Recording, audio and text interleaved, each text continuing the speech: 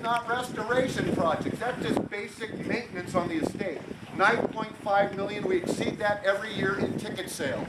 You all just committed an act of conservation by coming here today. We'll put your money to good use. I have no idea what they do with your money in Magic Mountain. Right? We stand in front of William Randolph Hearst's home, and I can't stress that enough. This is a man's home. It is not a hotel and not a resort. It is a single-family residence. Like most homes around the world, this home has a front yard, although we can't see it today. It has 35 miles of California beach property. It has a backyard. We can't see that either right now, but it goes 40 air miles to Mount Junipero in Monterey County. All right, 250,000 acre yard, 397 square miles of yard. All right, it has only one kitchen and one dining room here. Dogs and kids were allowed to play in all the homes, and nobody got room service.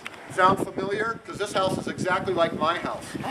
Front yard, backyard, one kitchen, one dining room, dogs and kids play here, nobody gets room service. All right? Now, why does he build here? This whole story starts in Franklin County, Missouri. A gentleman by the name of George Hearst, who's grammar school educated from a farming family, turns to his parents at the age of 20 and tells them he's coming out west to make a fortune.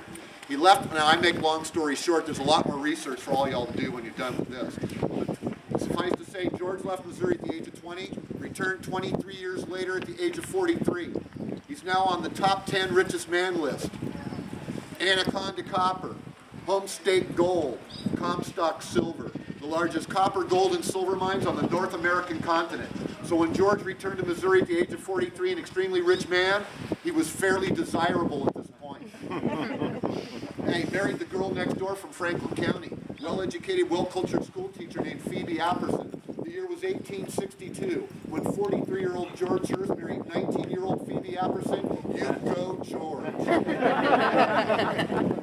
Or you go, Phoebe. He was on the top 10 richest men list, right? Way to go, young lady. Yeah.